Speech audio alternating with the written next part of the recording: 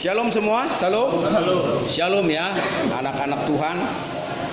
Kita beribadah kembali ibadah Minggu di Polda Sumatera Utara ini. Saya terbiasa melayani di sini setiap Kamis dan Minggu. Namun oleh karena sulitnya membagi waktu, kalau hari Kamis saya hampir tidak memungkinkan lagi.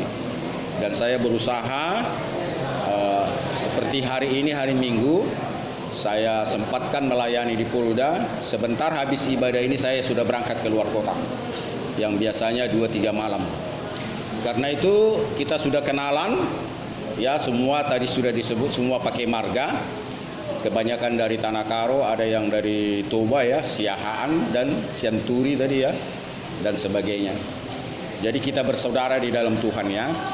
Jadi walaupun kita ini sub daripada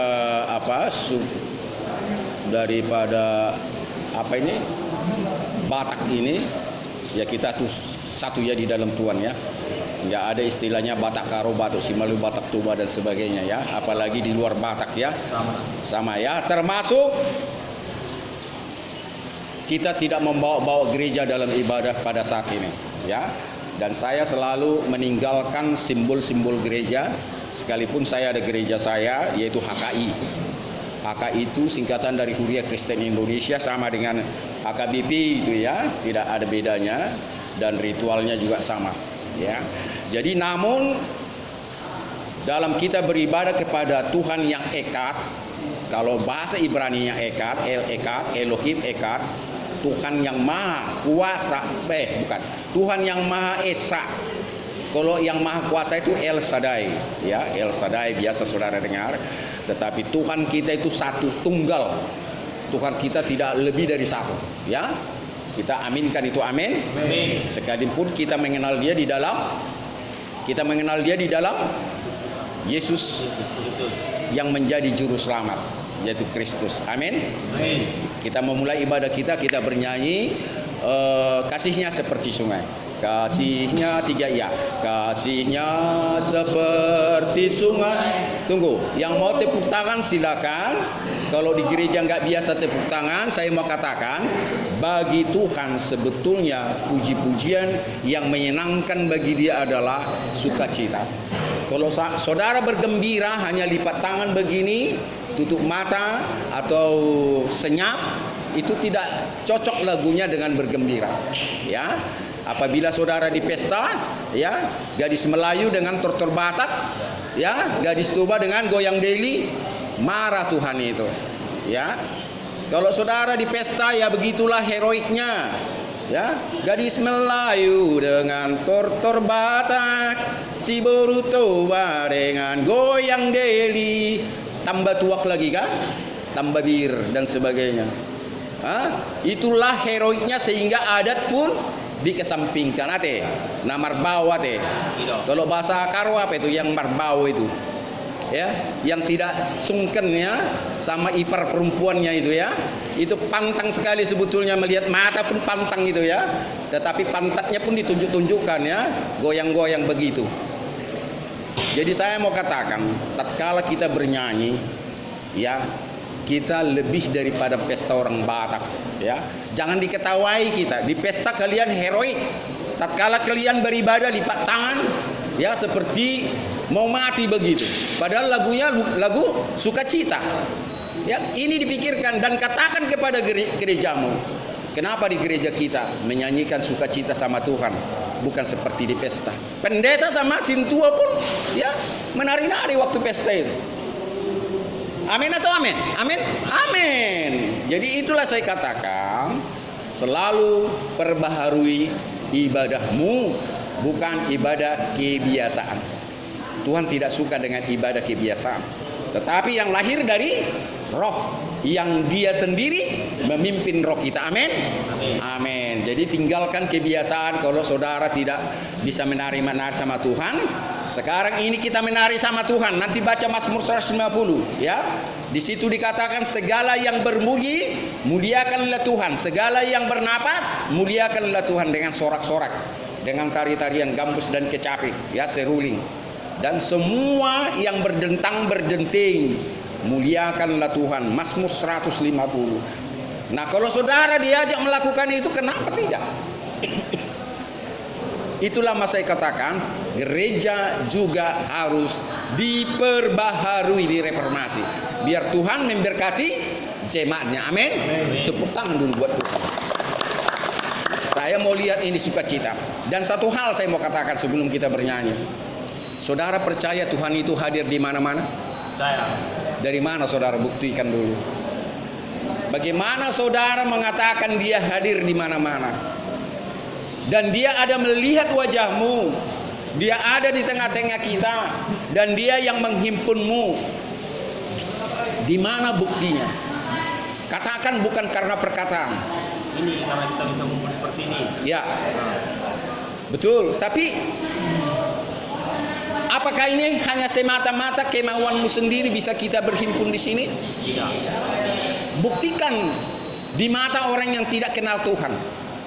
Kalau hanya bibir saja nggak ada bukti, nggak ada kekuatannya. Apa buktinya? Ada banyak buktinya. Pertama, Tuhan kita hidup dan dia hadir di segala tempat. Orang Israel mengatakan itu El Samah, Elohim sama, bahwa Tuhan yang El Echad itu hadir di segala tempat, di hati manusia, di segala ciptaannya, di gunung dan lembah, di angkasa, di petir, di air bah, di api, dimanapun dia hadir. Bahkan di kolong langit ini pun dia hadir. Apalagi di hati orang yang sedang memuji dia. Ya. Tapi saya mau tanya, di hati orang yang benci Tuhan hadirkah dia? Hadir? Hadir juga? Bukan kepada orang yang memuji dia atau beribadah kepada dia? Penjahat-penjahat apakah dia hadir juga? Amin. Tetapi saya mau bukti. Karena orang beragama tidak selamanya bisa untuk menyelamatkan dia ke surga kelak. Bukan sekedar beragama, bukan sekedar beribadah, tetapi bukti kenyataan adanya Tuhan. Dia melihat, dia yang menghimpun saya, dia yang memberkati saya. Apa? Sebelum kita bernyanyi, coba apa kira-kira buktinya?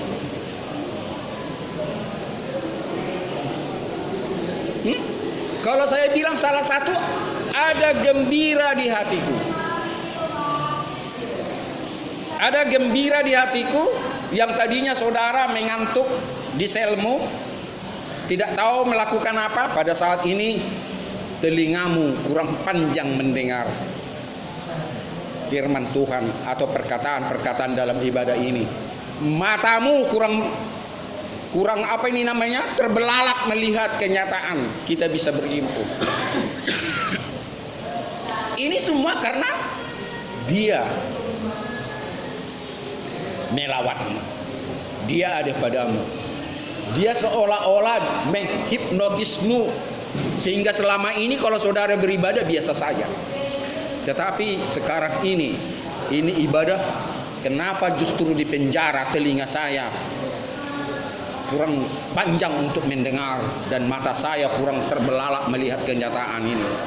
Inilah jamahan Tuhan yang kita bisa rasakan bahwa dia ada. Dia sedang menjamah saya. Dia sedang membicarakan saya. Dan dia sedang memberkati ibadah ini. Amin. Tepuk tangan dulu. Jadi saya membawakan lagu tadi dengan kita merenungkan firman Tuhan, betapa baiknya, betapa baiknya Tuhan itu. Kita bernyanyi, apa tadi judulnya? Kasihnya seperti sungai, kasihnya seperti sungai, kasihnya seperti sungai di hatiku. Kasihnya seperti sungai, kasihnya seperti sungai, kasihnya seperti sungai di hatiku. Damainya seperti sungai, damainya seperti sungai, seperti sungai di hatiku. Damainya seperti sungai, damainya seperti sungai, damainya seperti sungai di hatiku. Saya mau katakan kepada saudara-saudara sebelum kita berdoa. Saya lanjutkan pembukaan apa yang saya sampaikan tadi. Bahwa Tuhan itu maha hadir, El Sama. Dia ada di semua orang, di segala ciptaannya, dan segala planet-planet pun ada Tuhan di situ. Otak manusia, otak kita ini tidak sanggup. Bahkan saya mau katakan, kepada siapa Tuhan lebih suka hadir? Apakah sama manusia? Apakah sama semua ciptaannya, binatang, tumbuh-tumbuhan, planet-planet, gunung dan lembah? Kalau saya katakan dia hadir di situ, samakah semuanya? Termasuk ada istilah iblis. Di mana dia menurut saudara paling suka? Ibadah kita interaktif, artinya bebas berkomunikasi. Ayo dengan cepat. Menurut saudara, Tuhan itu paling suka hadir kemana gitu? Yang kencang. Di hati kita. Hah? Di hati kita. Di hati kita. Hati kita ini manusia banyak. Manusia yang panas, dingin, yang suam-suam kuku. 3 macam manusia untuk beribadah kepada Tuhan. Hangat, dingin, suam-suam kuku. Yang mana saudara maksud? Manusia yang beribadah kepada, atau manusia yang tidak percaya adanya Tuhan? Saya tambah satu lagi. Manusia yang percaya dengan Tuhan. Paling suka kepada manusia yang percaya kepada Tuhan? Iya. Setuju? Oh ini lain. Pada manusia yang tidak percaya kepada Uish. Ada berarti bertolak belakang. Pro dan kontra. Kontra sekali. Ada yang jawaban yang lain? Silakan yang lain. Tadi Tuhan lebih suka kepada orang yang tidak percaya adanya Tuhan. Yang kedua, dia suka kepada orang yang tidak percaya kepada Tuhan. Yang pertama tadi, orang yang suka kepada Tuhan atau yang beribadah kepada Tuhan. Ada yang lain? Yang ketiga mungkin? Ya. Antara manusia ini ada dikatakan manusia suci dan orang berdosa, orang laknat, ya. Ya. Kaum suci, ya, kaum laknat, kaum apa ini namanya ini? Apapun namanya itu. Ini saudara harus bedakan. Jika saya bertanya, kepada orang berdosakah dia lebih suka atau kepada orang yang suci yang tidak berdosa, yang merasa tidak berdosa? Pada orang berdosa. Oh. Jadi kepada orang yang merasa atau kehidupannya sehari-hari ya sopan santunnya dan ibadahnya lancar semuanya, tidak pernah meninggalkan jadwal-jadwal ibadah, dia enggak lebih suka sama dia? Karena belum tentu orang-orang yang suci sama dengan kita. Belum tentu. Ada jawaban lain? Alasan belum tentu mereka itu lebih sempurna atau lebih suci daripada orang yang dikatakan berdosa itu masih kabur. Ada jawaban sebelum saya katakan? Saudara percaya enggak? Kenapa pencipta langit dan bumi yang namanya El Sebaot itu dia menjelma di dalam rupa manusia yang namanya Yesus untuk boleh orang berkomunikasi kepada dia, karena tidak sanggup manusia berbicara kepada dia lagi karena kita sudah dalam laknat, durjana apapun namanya itu, penuh dalam dosa. Manusia tidak sanggup lagi berkomunikasi karena sudah jatuh dalam dosa, dan upah dosa adalah maut, dan tidak akan ada lagi komunikasi. Maka dia datang ke dunia ini dalam rupa manusia. Kalau saudara percaya dengan saya, namanya Yesus, Yesua, yang menjadi juru selamat atau savior atau Kristus untuk orang yang percaya kepada Dia. Kenapa Dia harus datang? Kenapa Dia harus menjelma di dalam rupa manusia? Nah, ini jawaban pertanyaan saya tadi.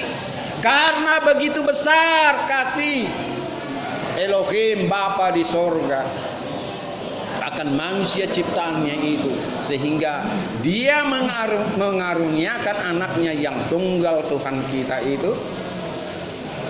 Mengaruniakan artinya mati buat manusia, agar setiap orang yang percaya di dalam Dia tidak akan pernah binasa, tetapi akan mendapatkan kehidupan untuk selama-lamanya. Jadi artinya dari semula Tuhan mencari manusia yang berdosa. Amin. Bisa mengerti maksud saya? Karena itu Tuhan lebih cinta kepada orang jahat sebetulnya. Dia lebih suka berkomunikasi kepada jurtul, saudara yang jual beli ilegal, ya. Pemain-pemain judi sekarang ini sedang ditangkapi, terutama kita dengar di Sumatera Utara ini. Kalau saya sebetulnya nggak jadi masalah main judi ini. Di Alkitab tidak ada ditulis main judi, tetapi saudara mempertuhankan judi itu. Itu persoalannya. Saya anggap judi itu sebetulnya dagangnya itu. Cuma judi ini ya tidak ada istilahnya mengasihi. Ya, bedanya di situ. Di mana judi mengasihi? Bila perlu kita bunuh lawan kita. Amin atau amin? Amin. Karena itulah pemerintah melarang main judi. Karena tujuan main judi hanya untuk menang. Nanti salah satu baca di pertama Korintus 13, salah satu item kasih itu adalah kasih itu tidak mencari keuntungan diri sendiri. Pertama Korintus 13 judulnya kasih. Di situ nanti ada item salah satu kasih itu adalah artinya tidak mencari keuntungan diri sendiri. Inilah arti main judi. Saya juga pernah main judi. Saya tambah kartu saya itu Joker Karo kan 9 atau berapa? 9 10. Saya tambah 2. Saya sembunyikan gini biar cepat masuk kan. Kalau yang tak masuk saya selipkan lagi di sini ada cepat kan. Apa namanya game? Apa namanya? Game. Stop. Di sini nggak tahu orang. Terus kocok lagi. Jokernya juga saya selip-selipkan. Potong. Jadi berbagai cara saya lakukan dulu. Saya tambah kartu saya, orang nggak tahu, saya sembunyikan. Saya nggak tahu cara saudara main judi dan sebagainya. Termasuk sekarang sudah canggih. Jadi terlalu panjang pembukaan ini sehingga saudara tidak bisa membedakan mana pembukaan, mana masuk dalam ibadah. Saya mau katakan apa? Kalau soal judi adalah saudara tidak mengenal kasih di sini. Tapi kalau jual beli masih ada kasih. Walaupun banyak pedagang mengatakan modalnya 10.000, dijual tolonglah 10.500 biar ada untung saya 500. Padahal modalnya 7.500. Berbohong dia. Nah, itu semua paling jahat itu dari main judi. Lebih jahat itu dari main judi. Ya kan? Dia tidak pakai otak. Makanya orang Batak di Jakarta pantang dia menipu, pantang dia mengemis, tapi lebih bagus 2 jari. Pernah dengar itu di Jakarta? Ya. Pantang menipu, pantang mengemis, lebih bagus 2 jari. Nyopet. Paling benci menipu dan mengemis. Pakai otak. Nah, kalau pedagang saudara mengatakan modal 10.000, padahal 7.500, ya, saudara kan sudah menipu, seolah-olah saudara untung 500 rupiah. kembali dengan kejahatan yang lain. Itu salah satu contoh juga. Kejahatan yang lain juga demikian. Karena apa? Kita tidak bisa tidak mengasihi sesama manusia seperti diri kita sendiri. Terlalu panjang nanti kalau saya berbicara tentang semua kejahatan saudara, ya, sangkaan-sangkaan kepada saudara. Tetapi sebelum saudara melakukan kejahatan nanti setelah pulang dari sini, pikirkanlah. Karena hukum terutama yang kedua adalah kasihilah sesamamu manusia seperti dirimu sendiri. Kalau ini saudara pegang, tidak saudara masuk ke hotel Prodeo ini. Makan minum saudara dikasih di sini, tidak bayar kamar di sini. Tetapi saudara tidak bebas. Amin. Nah, jadi kembali saya katakan, kalau kita beribadah, katakanlah bahwa Tuhan itu baik. Karena dari pertama Tuhan menciptakan langit dan bumi segala isinya dalam pandangannya adalah baik. Saudara ingat, sudah dari kecil Kristen kan? Ya. Sudah sekolah minggu kan? Ya. Hari pertama sampai hari ke-6 dia menciptakan langit dan bumi. Setiap hari dia mengatakan dalam selesai mencipta, aku memandang ciptaanku alangkah baiknya. Hari pertama, kedua sampai hari ke-6 alangkah baik. Karena Tuhan menciptakan itu alangkah baiknya, dia juga memelihara. Apapun ciptanya, tumbuh-tumbuhan, binatang, manusia, planet-planet semuanya. Bayangkan planet ini bermiliar di sana. Bermiliar jumlahnya seperti bumi ini, tidak ada yang tabrakan. Berputar itu. Enggak sanggup otakmu kawan dan otakku ini. Berputar itu semua seperti bumi kita ini. Itulah hikmat Tuhan menciptakan itu. Dia perlengkapi, dia berikan apa kebutuhan planet-planet ini biar berputar tidak tabrakan satu sama lain. Matahari dan bintang-bintang. Termasuk kita di dunia ini sebetulnya. Dia ciptakan kita sebetulnya bukan untuk berperang. Ya, tetapi manusia itu yang menciptakan perang. Manusia dan binatang sendiri bisa berkomunikasi sesama mereka penuh dengan kedamaian. Kenapa kita tidak bisa berkomunikasi? Yang bertetangga, yang bersaudara, ya. Di desa-desa sekarang ini saya jalani penuh dengan kebencian, penuh dengki, iri, dendam oleh karena pilkades dan sebagainya. Betul? Betul ya? Di kampungnya begitu juga kan? Nah, jadi itulah saya mau katakan sebelum kita berdoa, pada mulanya El Sebaot pencipta langit dan bumi memandang semua saudara dan saya itu baik. Tetapi saudara dan sayalah yang melanggar sehingga kita menderita. Kenapa manusia menderita dan berperang? Karena manusia sendiri yang menghendaki. Kalau kita sadar sebetulnya, kita sendirilah yang membuat itu sehingga saudara terpaksa ditangkap karena cari mam-mam, jual togel, jual narkoba, ya, jual ilegal, mencuri, merampok, begal dan sebagainya. Saudara nggak sabar. Sebetulnya disediakan kok makan minum saudara, pakaian. Itulah makanya orang Israel terakhir kali saya katakan dia adalah El Jireh. Elohim Jireh, Tuhan El Echad pencipta langit dan bumi yang menyediakan segala keperluan manusia itu, segala keperluan ciptaannya. El Jireh disediakan semuanya. Jadi binatang-binatang tidak usah khawatir, ada makanannya, tumbuh-tumbuhan, oksigen ada. Dan segala sesuatunya seperti planet-planet itu berputar itu sudah disediakan daya, kekuatan untuk bisa berputar, tidak saling tabrakan. Amin. Kita tepuk tangan sebelum kita berdoa. Kita boleh berdoa?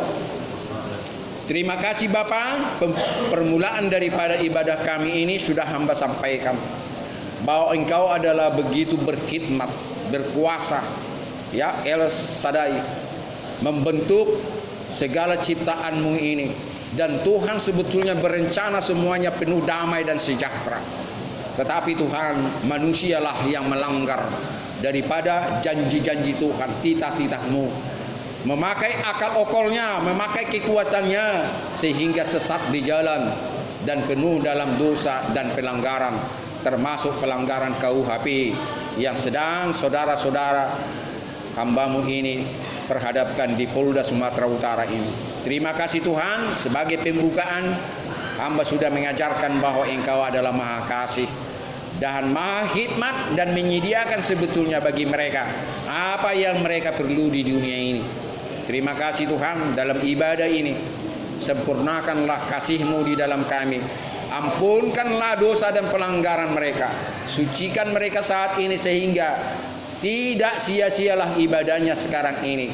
Karena Tuhan Maha Kudus, Maha Suci, sehingga ibadah kami ini pertama saudara, kami akan mendapatkan kesucian daripada-Mu. Dalam nama Bapa, Anak, dan Roh Kudus, biarlah permulaan ibadah kami ini sampai akhirnya nanti Tuhan memberkati. Amin. Saya kembalikan pembicaraan tadi, bahwa Tuhan Maha senang kepada orang yang jahat, justru kepada yang jauh. Ya, pernah saudara dengar lagu begini? Apa yang dicari orang? Uang. Pernah dengar ya? Apa yang dicari orang? Uang. Apa yang dicari orang? Pagi, siang, hingga petang. Uang, uang, uang. Bukan Tuhan Yesus. Apa yang dicari Yesus? Saya. Apa yang dicari Yesus? Saya. Apa yang dicari Yesus? Pagi, siang, hingga petang. Saya. Orang yang berdosa. Siapa yang pernah dengar lagu ini? Cuma satu orang?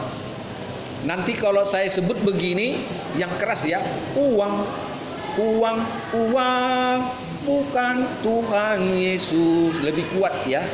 Oke, kita nyanyikan sebelum masuk kepada inti khotbah. Apa yang dicari orang? Uang. Apa yang dicari orang? Uang. Apa yang dicari orang? Pagi, siang, hingga petang. Uang, uang, uang. Bukan Tuhan Yesus. Apa yang dicari Yesus? Saya. Apa yang dicari Yesus? Saya. Apa yang dicari Yesus? Pagi, siang, hingga petang. Saya orang yang berdosa. Ya, kita lanjut. Itulah lagu untuk lebih mendalami firman Tuhan yang kita renungkan sekarang ini. Kalau saudara tadi dikatakan dalam doa itu, sucikan karena Engkau suci sehingga ibadah kami ini tidak sia-sia. Saudara percaya tidak?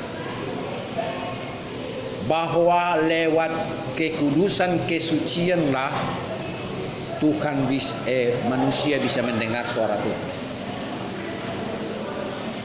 Percaya kau saudara?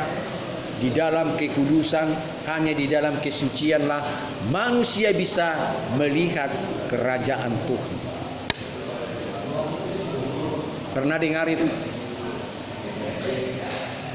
Tidak pernah ya? Tatkala Yesus berkhotbah di bukit dalam Matius 5, dikatakan apa di situ? Berbahagialah orang yang suci hatinya, karena mereka akan melihat Tuhan, kerajaan Tuhan.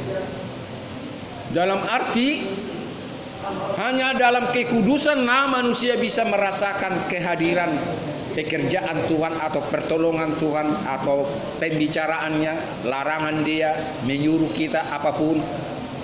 tanpa kekudusan manusia tidak bisa mendengar suara itu. Dan saudara percaya tidak? Saya katakan tadi, saya yakin dia lebih suka kepada orang berdosa, kepada orang jahat, katakanlah dan sebagainya. Karena apa? Karena itulah tujuan dia datang ke dunia ini, untuk mencari orang berdosa seperti lagu kita tadi. Jadi kalau demikian, kenapa banyak orang berdosa tidak kembali ke jalan yang benar atau bertobat?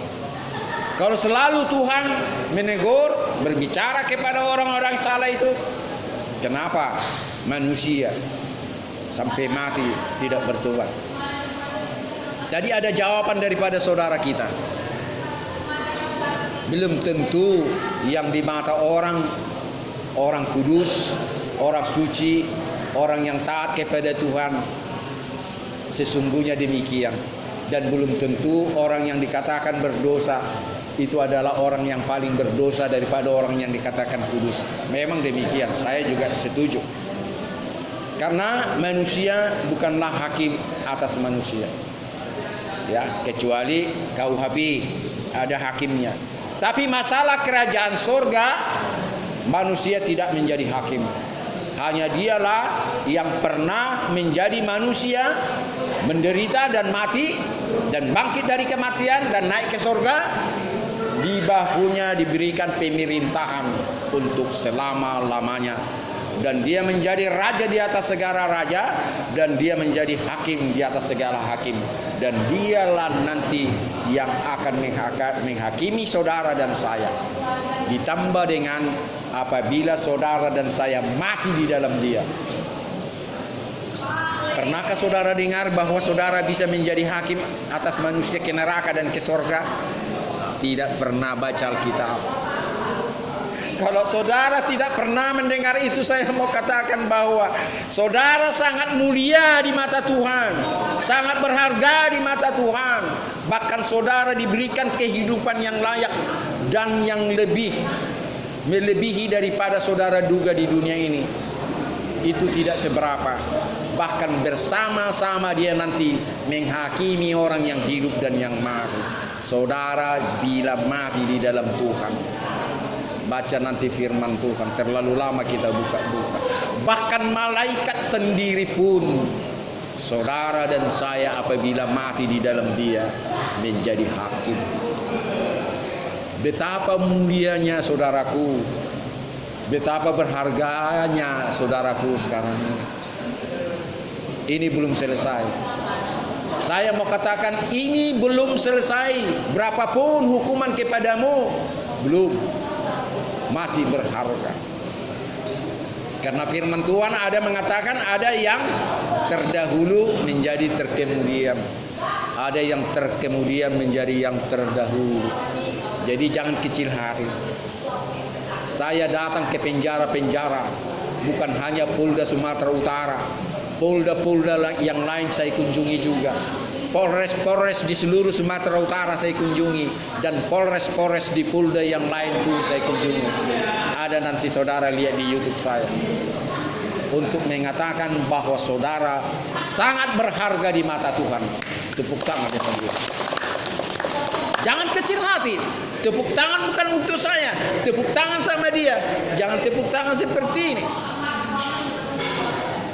Beginikah saudara tepuk tangan? Bukan beri kepada dia yang meyakinkan engkau bersama-sama dia nanti menjadi hakim atas orang yang hidup dan yang mati.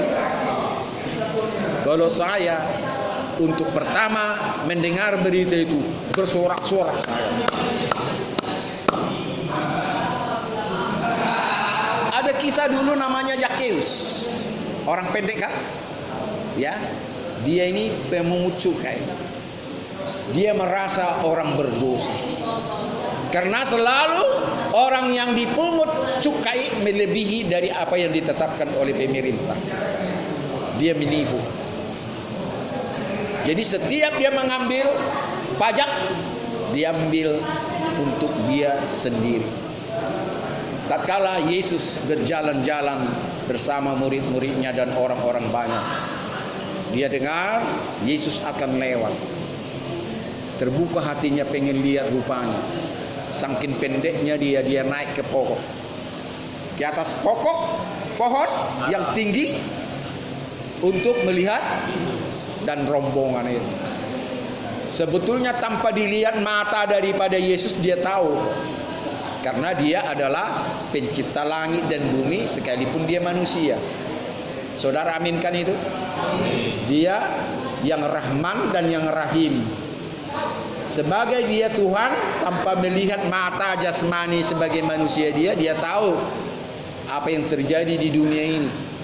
Termasuk Zakheus yang di atas pokok itu. Waktu lewat, ya, tanpa memandang ke atas sama dia, "Hai Zakheus, turunlah," katanya. Dari mana dia tahu aku di sini? Kan begitu. Dari mana dia tahu aku di sini? Itulah saya katakan, tidak usah dengan mata seperti ini Yesus memandang dia. Ya. Tetapi memang dia melihat seluruh dunia ini. Turunlah, aku akan menumpang dan makan di rumahmu. Senang dia turun. Dalam cerita itu, saudara ingat, bermalamlah dia di situ dan makan di rumah Zakheus. Bertobatlah dia. Dan apa dikatakan kepada banyak orang? Aku akan mengembalikan berkali-kali lipat dari uang yang kutipu, yang kucuri. Karena dia pencuri. Lewat di markup itu pajak-pajak yang dikumpul dari masyarakat dikembalikan semua. Jadi saya mau katakan apa? Lewat cerita ini, dia menemukan hal yang berharga pada saat itu.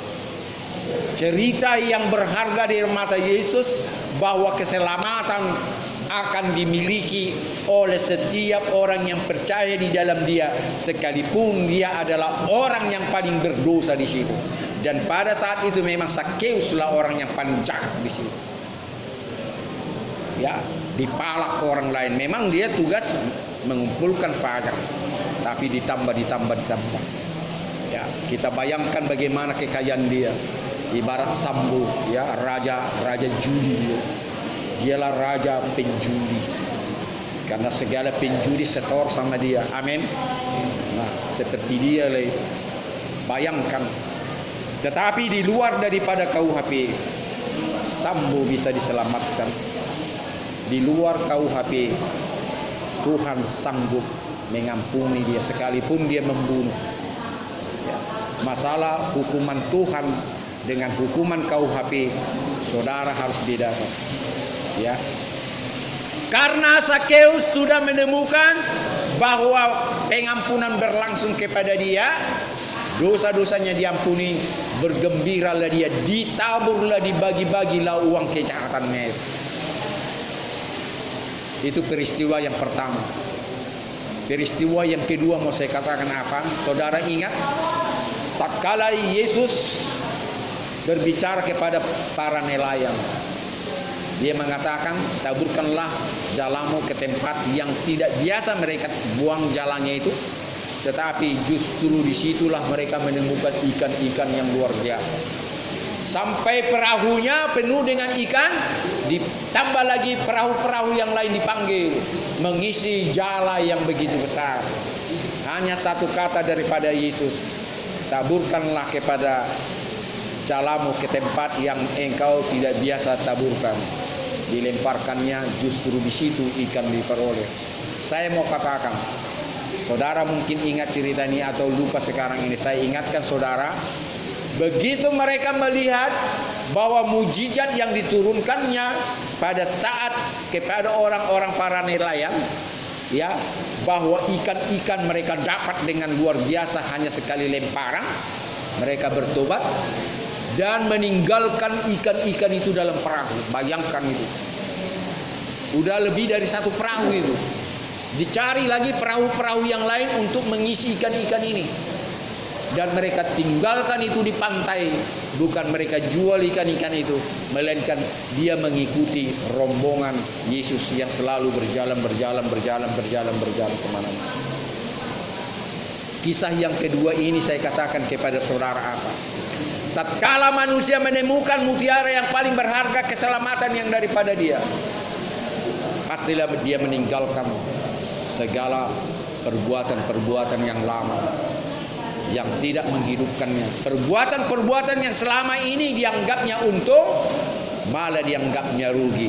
Ini perkataan siapa ini? Saudara ingat waktu sekolah minggu? Yang dahulu ini adalah keuntungan bagiku, sekarang kuanggap rugi. Ingat? Saulus yang menjadi Paulus. Saulus bertobat, namanya menjadi Paulus. Inilah yang menjadi rasul. Dulu dia adalah agama Yahudi, ya. Jangankan mengusir, mengobrak-abrik gereja, membakar orang-orang Kristen dulu, ya. Ada banyak juga orang yang dibakarnya hidup-hidup. Tetapi setelah dia bertobat, meninggalkan kebiasaan lama, yang waktu itu dia paling disegani karena dia paling berani mengobrak-abrik orang Kristen pada saat itu. Namanya dulu Saulus. Tetapi dia setelah bertobat, kemuliaan mahkota yang diberikan orang Yahudi kepada dia dicampakkannya, ditinggalkannya. Dia menjadi pengikut Yesus. Itulah sekali lagi saya katakan kepadamu saudaraku, yang kuanggap dulu untung, sekarang kuanggap rugi. Ada 3 peristiwa saya kasih kepadamu saudaraku. Kalau kita buka Alkitab terlalu lama, nanti ada di situ, dan saudara pasti percaya saya pernah mendengarkan 3 kisah tadi. Yang saya mau katakan apa? Jika saudara menemukan mutiara yang berharga, keselamatan yang pada Tuhan saat ini, jalan mana yang saudara tempuh? Masihkah saudara menjalani jalanmu yang lama, yang menyusahkanmu, yang menyesatkanmu, yang membuat engkau capek dan sebagainya?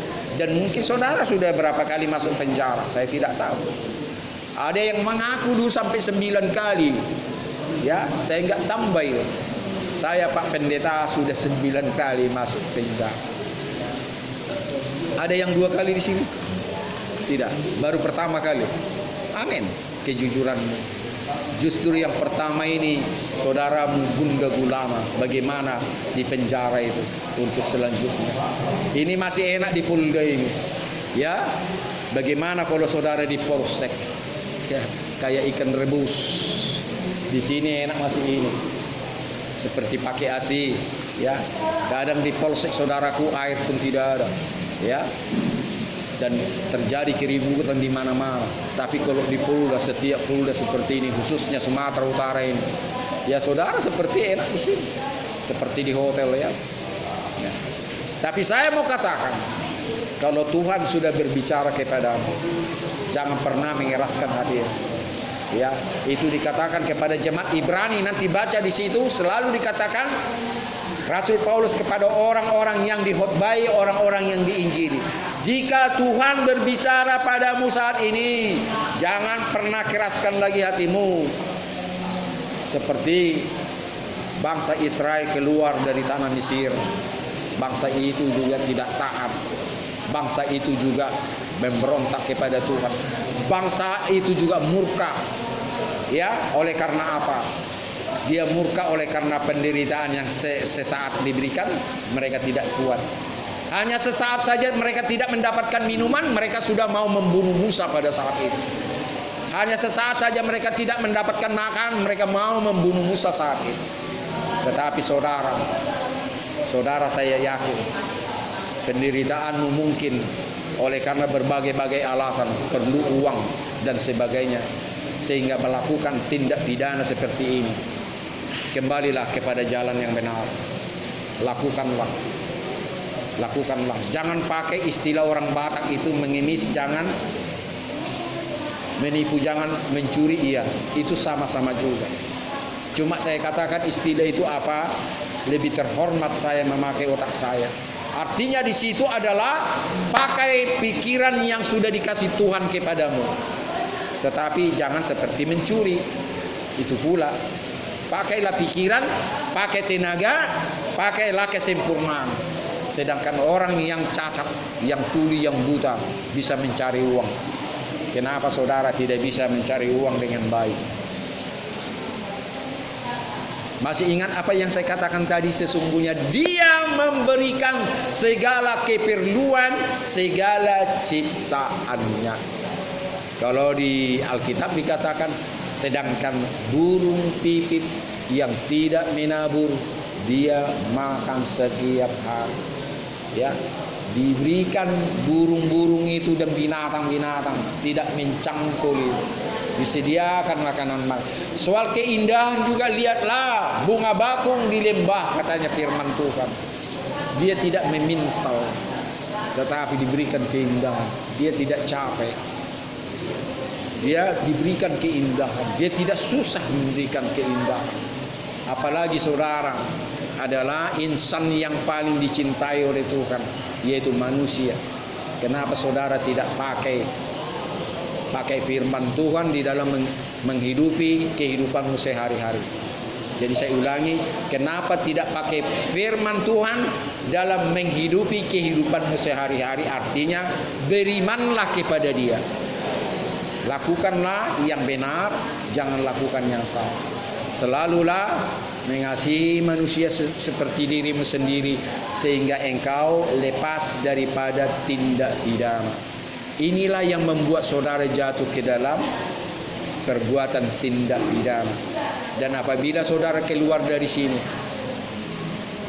kalau ada orang-orang dalam penjara, rindu untuk kembali ke dalam penjara lagi, bukan untuk melakukan perbuatan yang sama atau perbuatan yang lain atau kejahatan, tapi mau share, mau menceritakan kepada orang-orang yang dulu, yang saya dulu pernah masuk penjara. Ada banyak orang juga punya kerinduan. Jika aku sudah kembali dari penjara, aku mau menjadi pemberita kabar baik. Aku mau menceritakan bagaimana saya bertobat. Ini dalam penjara sering saya tanyakan. Siapakah saudara yang mau pada saat nanti saudara keluar dari sini, saya mau jadi pekabar Injil? Ada yang angkat tangan. Dan di dalam penjara juga ada yang mengatakan, terima kasih Pak Pendeta, terima kasih polisi menangkap saya. Kalau saya tidak tertangkap, mungkin saya sudah ditangkap orang dan dibakar hidup-hidup. Betul, itu biasanya begal. Di tempat ini atau di penjara yang lain itu sering perkataan seperti itu. Jadi saya mau pada ibadah ini saudara mengerti bagaimana cinta Tuhan kepadamu. Sebetulnya Dia memeliharamu 24 jam. Dan Tuhan tidak pernah tertidur dan tidak pernah terlelap. Nanti bisa baca di dalam Mazmur 121. Dia selalu bekerja kepadamu. Itulah makanya orang Israel mengatakan dia ada El Gibor. Artinya Tuhan Maha Jaya dan Perkasa. Dia jaya dan perkasa. Kalau perkasa artinya tidak perlu makan dan minum, tidak perlu istirahat. Kita letoy. Tuhan tidak perlu makan dan minum, istirahat. Itulah makanya dia gibor, perkasa, jaya dan untuk selama-lamanya. Jadi karena itu saudaraku, kalau Dia adalah yang maha perkasa, membuktikan kalau engkau tinggal di dalam aku, maka apapun engkau bisa lakukan. Bahkan lebih daripada apa yang kulakukan, engkau mampu melakukan itu. Pernah dengar itu? Itu perkataan Yesus sendiri. Jika engkau di dalam aku di dalam engkau, engkau tidak ada artinya. Engkau tidak bisa berbuah. Tetapi jika engkau ada di dalam aku di dalam engkau, apa saja pun yang kau minta, apa saja pun yang engkau perbuat, pasti berhasil. Ini sudah dikatakan. Jadi apalagi konsepnya? Ya, kalau kita berbicara tentang firman Tuhan, itulah firman Tuhan. Masalah saudara tidak mau percaya atau tidak mau melakukan itu kembali kepada laptopmu kawan masing-masing. Ya. Saya ulangi sekali lagi, bahkan Yesus pernah mengatakan, jangan pernah khawatir dan bimbang dan ragu. Apapun engkau bisa lakukan. Bahkan lebih dari apa yang pernah aku lakukan, engkau mampu melakukan. Saudara percaya itu enggak? Itu perkataan dia loh, bukan perkataan saya. Jadi luar biasa kali sebetulnya manusia itu. Jadi jangan pernah rendah diri. Ya, udahlah ini bagianku. Sudahlah, aku begini aja lah. Melihat nantilah itu. Mudah-mudahan saya ke sorga. Jangan pakai mudah-mudahan. Ya, ingat kawan, ini jangan sampai lupa. Kalau saudara sebagai orang Kristen memakai kata mudah-mudahan ke sorga, tinggalkan Kristenmu itu. Lebih bagus tidak usah beragama Kristen dan tidak usah percaya kepada Yesus.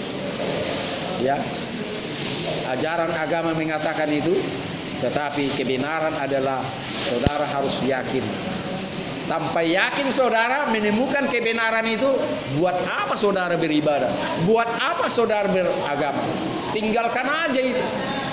Kalau dengan kata mudah-mudahan, lebih bagus saya menikmati hidup berpoya-poya. Hidup apa adanya, ya ateis ada banyak, ya orang-orang Eropa bahkan di Asia pun sudah mulai banyak itu ateis, tidak percaya adanya Tuhan, ya betul. Tapi bukan berarti mereka itu menjadi orang jahat, tidak. Tapi saya mau katakan inti daripada orang beragama, inti daripada orang bertuhan dan percaya dia ada dan percaya ada kerajaan sorga, harus saudara katakan, aku yakin ke sorga. Amin. Amin. Boleh tepuk tangan. Jangan kata mudah-mudahan. Nanti baca kitab suci, saudara akan ditertawakan oleh Rasul Paulus. Ya, apabila saudara memakai kata mudah-mudahan. Jadi itu makanya saya sering mengatakan kepada orang-orang yang beragama Kristen, ya, dia katakan dia beragama Kristen, pengikut Yesus Kristus sebagai Tuhan dan Juru Selamatnya, yang Rahman dan yang Rahim. Tetapi dia berdoa seperti ini, mudah-mudahan nanti penyakitnya sembuh Tuhan, aku berdoa kepadamu. Doa apa seperti itu? Tuhan sertailah dia dalam perjalanan, mudah-mudahan nanti dia selamat dalam perjalanan. Tuhan sertailah anakku dalam belajar, mudah-mudahan dia jadi ranking. Tuhan berkatilah suamiku, istriku, orang tuaku atau siapapun anakku bekerja, mudah-mudahan pekerjaan berhasil dan sebagainya. Saudara tahu apa jawaban Yesus? Saudara tahu apa jawaban kalau doa seperti itu? Tolong jawab. Kalau saudara memakai mudah-mudahan kepada Tuhan, apakah jawaban Tuhan atas doamu itu? Enggak tahu. Coba-coba dulu.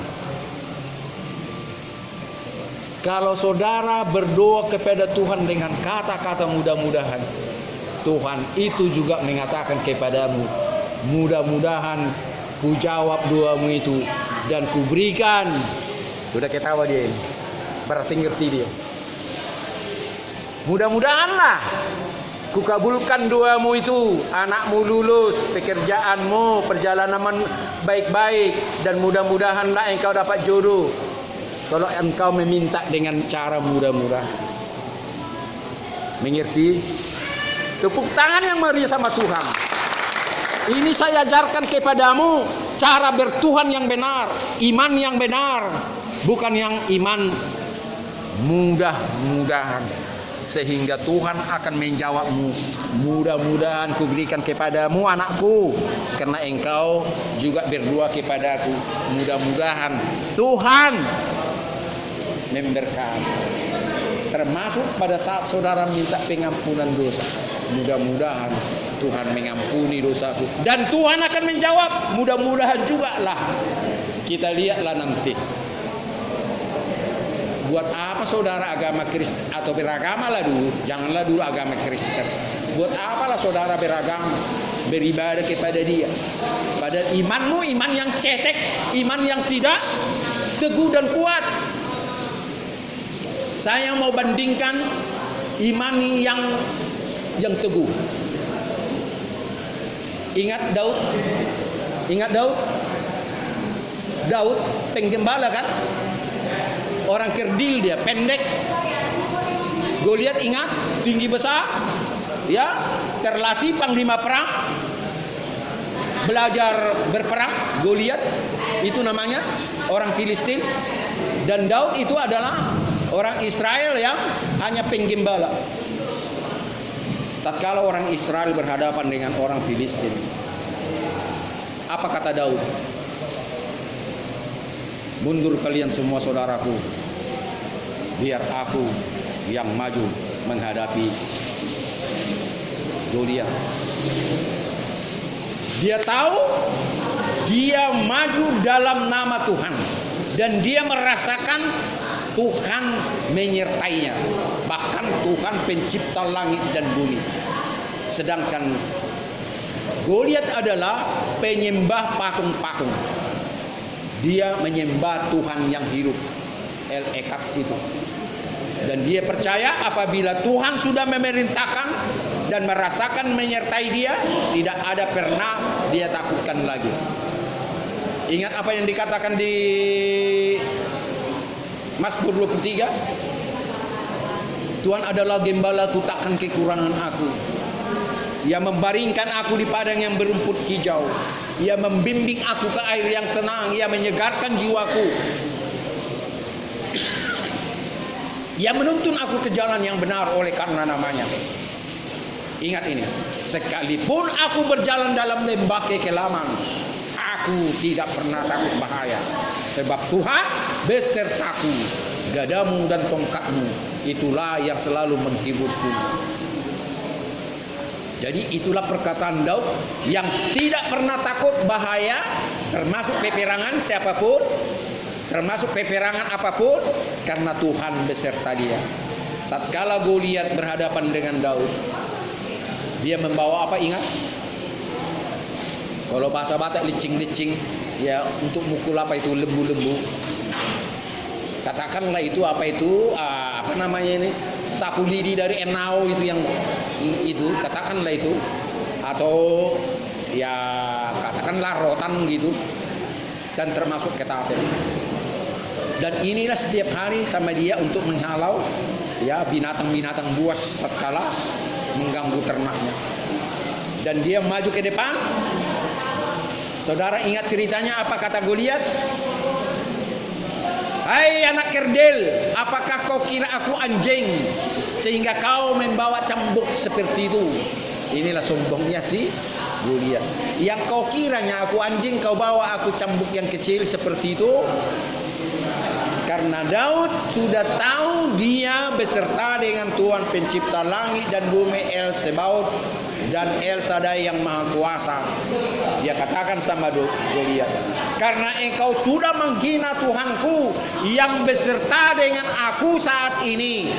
Ingat, saya ulangi, karena engkau sudah menghina Tuhanku yang besertaku saat ini, maka saat ini juga nyawamu diberikan ke tanganku. Itu perkataan daripada Raja Daud. Di sini semuanya itu ada, bukan saya karang-karang. Di Bible ini ada ceritanya itu. Itulah yang mau saya katakan kepadamu kawanku. Inilah iman yang teguh, iman gak tawar-tawar, bukan iman yang mudah-mudahan. Amin. Bukan mudah-mudahan kan? Dan dia tidak katakan mudah-mudahan aku akan mengalahkanmu, tetapi aku percaya nyawamu sekarang ini diberikan ke tanganku. Maka diambilnya, apa diambilnya? Ketapelnya itu kan. Sudah dipersiapkan 5 batu kerikil. 5 batu kerikil. Hanya batu pertama saudaraku bayangkan, mengena pas di tengah jidatnya ini. Apa yang terjadi? Goliat tumbang. Belum mati tapi udah tumbang lah dia. Bayangkan pedangnya itu lebih berat, kayaknya pedangnya kayak dia saking besarnya. Susah kali dia mencabut pedang si Goliat dan mengayunkannya itu, dan putuslah kepalanya Goliat. Apa yang mau saya katakan kepada saudaraku soal iman tadi? Inilah saya buktikan. Iman yang jangan ragu-ragu. Kalau ragu-ragu ya mendingan jangan. Kalau saudara berdua janganlah ragu-ragu, tetap harus percaya. Inilah contoh beriman kepada Tuhan. Dan yang kedua mau saya buktikan.